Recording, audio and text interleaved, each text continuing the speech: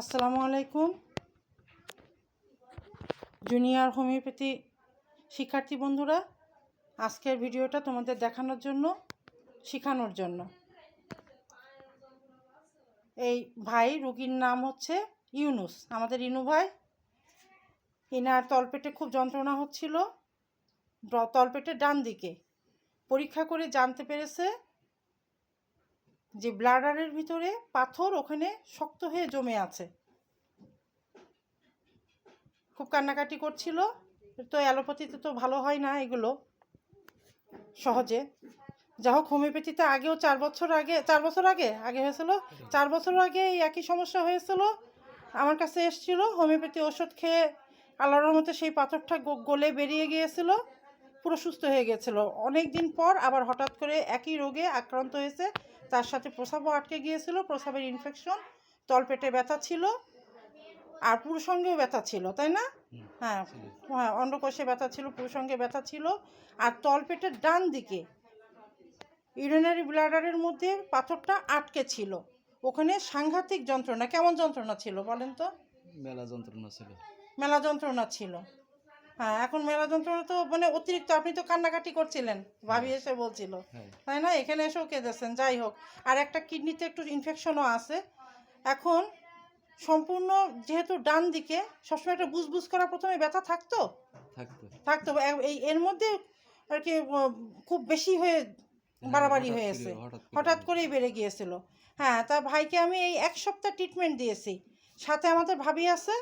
হ্যাঁ, ভাবি আমার কাছ থেকে রেগুলার সকাল বিকাল এসে ওষুধ নিয়ে গেছে। প্রথমে আমি ওষুধ দিয়েছিলাম, সেটা বলছি পরে। তার আগে দেখাই ওষুধটা কোন মেডিসিনে ভালো হয়েছে, কিভাবে দিয়েছি সেটা আমি পরে বলছি।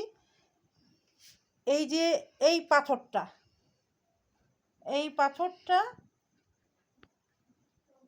তলপেটের ডান দিকে এটা আটকে ছিল, ইউরিনারি ব্লাডারের ভেতরে ওখানে আটকে ছিল। এই যে এই পাথরটা ভেতরে অনেক বেশি ছিল। হোমিওপ্যাথি ওষুধ দিয়েছি, হোমিওপ্যাথি ওষুধ দেওয়ার পরে এই পাথরটা ভেতরে ক্ষয় হয়ে ছোট হয়ে যাওয়ার পরে তারপরে এই জিনিসটা পরবর্তীতে প্রস্রাবের সাথে বের হয়ে এসছে। কিন্তু তার আগে আমি তার মধ্যে পাথরের ট্রিটমেন্ট করতে করতে তার মাঝে আবার হঠাৎ করে প্রস্রাব আটকে গিয়েছিল, প্রস্রাবের ইনফেকশনটা বাড়াবাড়ি হয়েছিল। তখন আমি মাঝখানে প্রস্রাবের ইনফেকশনের ওষুধ দিয়েছিলাম। দেওয়ার পরে প্রস্রাবটা ক্লিয়ার হয়ে গেছিলো ইনফেকশনের ওষুধটা দেওয়ার পরে। হয়েছিল না? আচ্ছা, তারপরে হচ্ছে জ্বালা যন্ত্রণাটা অনেকটা কম হয়ে গেছিলো। হঠাৎ করে আবার এই পাথরটা বেরোনোর আগে পাথরটা ক্ষয়প্রাপ্ত হয়ে আমি যখন ওষুধটা দিয়েছিলাম, প্রথম ওষুধটা 30 শক্তি, পরে আমি ওষুধটার নাম বলছি, দেওয়ার পরে যখন পাথরটা দ্রুত ক্ষয় হয়েছে, ক্ষয় হওয়ার পরে ওই যে ব্লাডারের ভিতরে যে জায়গাটায় আটকে ছিল সেই জায়গাটার যন্ত্রণাটা পুরোপুরি কম হয়ে গেছিলো। কম হয়ে যাওয়ার পরে হঠাৎ করে পুরুষঙ্গে যন্ত্রণা শুরু হয়েছিল। হ্যাঁ, তলপেটে একটা ব্যথা শুরু হয়েছিল, প্রস্রাবটা আটকে গিয়েছিল। তারপরে আমি প্রস্রাবের ইনফেকশনের ওষুধ দিয়েছিলাম। প্রথমে আমি ওষুধ দিয়েছিলাম বারবারিস ভল্ক 30 শক্তি, ডিস্টিল ওয়াটারের সাথে, খুব সূক্ষ্ম মাত্রায় ডিস্টিল ওয়াটারের সাথে গুলে আমি চারটে 1 ড্রাম ফাইলের 4টে শিশিতে দিয়ে দিয়েছিলাম, যে 3 ঘন্টা অন্তর 1 ড্রপার করে ওই গুলা ওষুধটা খাবে, ওই পানিতে গুলা ওষুধটা খাবে। এভাবে খেয়ে আস্তে আস্তে যন্ত্রণাটাও কমে গেছে, এই পাথরটাও ক্ষয়প্রাপ্ত হয়েছে। ক্ষয় হয়ে এইটা যখন যন্ত্রণা আবার প্রস্রাব আবার আটকে যাওয়ার মতো হলো, তখন আমি মাঝখানে একটু মার্কসল 200 শক্তি দিয়েছিলাম এই ওষুধটা বন্ধ রেখে। মার্কসল 200 শক্তি দেওয়ার পরপরই তখন প্রস্রাবটা ক্লিয়ার হয়ে গিয়েছে। প্রস্রাবটা ক্লিয়ার হওয়ার পরে তারপর হঠাৎ করে পুরুষঙ্গে একটা যন্ত্রণা শুরু হয়েছিল। হ্যাঁ, অন্ডকোষে একটা যন্ত্রণা শুরু হয়েছিল, যেটা আমার কাছে এসে বলার পরে আমি সেখানে অ্যাসিড নাইট্রিক 30 শক্তি, যেহেতু মার্কসল 200 শক্তি দেওয়া ছিল, অ্যাসিড নাইট্রিক 30 শক্তি দিয়েছিলাম। 30 শক্তিটা খাওয়ার পরে কি যন্ত্রণাটা কমে গেছে? পরে ওষুধটা দেওয়ার পরে কমে গেছিলো? আচ্ছা, কমে যাওয়ার পরে ভালো ছিল। হঠাৎ করে আসলে এই পাথরটা ক্ষয়প্রাপ্ত হয়ে ওইটা নিচের দিকে নেমে প্রস্রাবের রাস্তায় এসে ওইটা বেড়ে গিয়েছিল, যার জন্য যন্ত্রণাটা একটু বেড়ে গিয়েছিল। আবার বেড়ে যাওয়ার পরে অতিরিক্ত পানি খেয়েছে, পানি খেয়ে খাওয়ার পরে তারপর যখন অতিরিক্ত প্রস্রাবের চাপ এসছে, জ্বালা যন্ত্রণাটা একটু বাড়া ছিল পাথরটা বেরোনোর আগে, প্রস্রাব করার পরে টয়লেটে একদম হঠাৎ করে পাথরটা ফিনকি দিয়ে দূরে ছিটকে পড়েছে, তাই তো? হ্যাঁ, দূরে ছিটকে পড়ে এটা বেড়েছে। ভাবি বলছে যে এই পাথরটা যখন বেরিয়েছে এর চাইতেও বড় ছিল, কিন্তু যত সময় যাচ্ছে এখন একটু ওইটা শুকিয়ে যেন একটু ছোট হয়ে এসছে। আপনি তাই বললেন না একটু আগে? আচ্ছা, এটা এখন এত বড় ছিল না, এর থেকে বড় ছিল। হ্যাঁ, এর চাইতে বড় ছিল। আচ্ছা, এখন এটা এখন তো রাত হয়ে গেছে, মানে সন্ধ্যা পার হয়ে গেছে। তা এখন আপনি বলেন যে এটা ঠিক কোন সময় বেরিয়েছে, কোন টাইমটায়? আজকে 10টার দিকে। ও, এটা গতকাল রাত্রি 10টার দিকে বেরোয়েছে, তাই না? আচ্ছা, তাহলে এই গতকাল রাত 10টা আর আজকে এই প্রায় 20 ঘন্টা পার হয়ে গেছে। হ্যাঁ, তাই এখন আস্তে আস্তে মনে হচ্ছে পাথরটা যেন যে অবস্থায় বেরোছে তার চাইতে ছোট হয়ে বেরোয়েছে।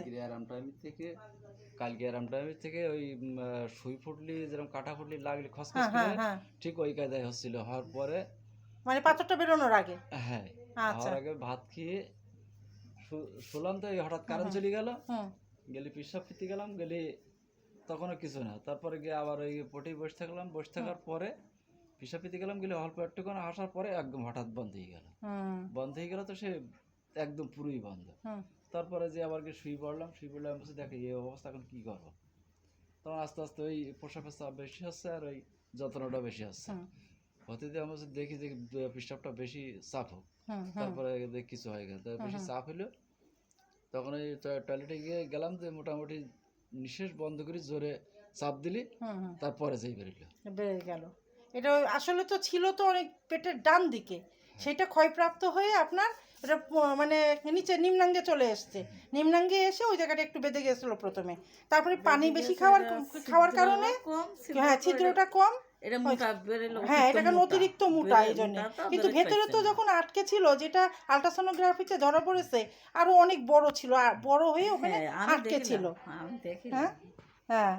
আচ্ছা, যাই হোক, মিনু ভাই এখন পুরোপুরি এর থেকে মুক্ত, এখন আর কোনো কষ্ট নেই, তাই না? ওই মানে এটা হচ্ছে ডান দিকে এই পাশটায়। হ্যাঁ, হ্যাঁ, ওইটা হচ্ছে একটু বোধহয় ওখানে যেখানে পাথরটা ছিল না, ওই জায়গাটা একটু ক্ষত মতো হয়ে যে থাকতে পারে, কারণ যেখানে দীর্ঘদিন পাথরটা শক্ত হয়ে গেঁথে ছিল, সেই জিনিসটা ওই জায়গাটায় ইনশাল্লাহ আশা করি, হ্যাঁ, ওষুধ দিলে আস্তে আস্তে আপনার ওই ক্ষতটাও ঠিক হয়ে যাবে। পাথর যেখানে ছিল, ক্ষত মানে ওই জায়গাটা একটা কেটে কেটে যায় না পাথরের ধারে, হ্যাঁ, ওইটাও ইনশাল্লাহ আশা করি ঠিক হয়ে যাবে। তা যা হোক, এই হচ্ছে ইনু ভাই সেকেন্ড টাইম এইবারে ওই একই রকমের চিকিৎসা দিয়ে ইনু ভাই এই পাথরের হাত থেকে মুক্ত হলো। তা তোমাদের শেখানোর জন্য ভিডিওটি দেখালাম। বাস্তব প্রমাণ, বারবারিশ 30 শক্তি, সূক্ষ্ম মাত্রায় ঘন ঘন খাওয়ালে কিডনির পাথর, তারপরে কিডনির ইনফেকশন, তারপরে ব্লাডারের ভিতরে পাথর জমে থাকা বা শক্ত হয়ে লেগে থাকা, এই পাথর আস্তে আস্তে ক্ষয়প্রাপ্ত হয়ে আস্তে আস্তে ক্ষয় হয়ে সেটা ছোট হয়ে তারপরে সেটা প্রস্রাবের সাথে বেরিয়ে আসে। এই হচ্ছে তার প্রমাণ, বারবারিশ 30 শক্তি। আর দেওয়ার পরে যখন আনুষঙ্গিক অন্যান্য লক্ষণ দেখা যাচ্ছে, লক্ষণ ভিত্তিক সেই লক্ষণে যে মেডিসিনটা আসছে সেটাও মাঝে মাঝে প্রয়োগ করতে হবে। যেমন আমি মার্কসল প্রস্রাব আটকানোর জন্য মার্কুরিয়াস সল দিয়েছিলাম, তারপরে পরবর্তীতে একটু অ্যাসিড নাইট্রিক 30 শক্তি দিয়েছিলাম অতিরিক্ত তলপেটে জ্বালা যন্ত্রণার জন্য। তারপরে আবার আমি বারবারিশ 30 শক্তি আবার কন্টিনিউ করতে বলেছিলাম। তো ওটা খেতে খেতেই আল্লাহর রহমতে পাথরটা বেরিয়ে গেছে, সেটা তোমরা দেখতে পাচ্ছ। এটা তার প্রমাণ যে হোমিওপ্যাথি ঔষধ, অ্যালোপ্যাথিতে যা কোনো দিনও সম্ভব না, আমাদের হোমিওপ্যাথি ঔষধে ইনশাল্লাহ সত্যিকারের সঠিক নির্বাচন যদি হয়, ওষুধের মান যদি ভালো হয়, ওষুধ সঠিকভাবে প্রয়োগ করলে, আল্লাহর যদি রহমত থাকে, ইনশাল্লাহ কঠিন কঠিন রোগও মুক্ত হয়। এই হচ্ছে তার প্রমাণ। আশা করি তোমরা শিখতে পেরেছো। তাহলে এই ছিল আজকে আমাদের ভিডিও। তোমাদের কাছ থেকে বিদায় নিচ্ছি। আল্লাহ হাফেজ, ভালো থেকো।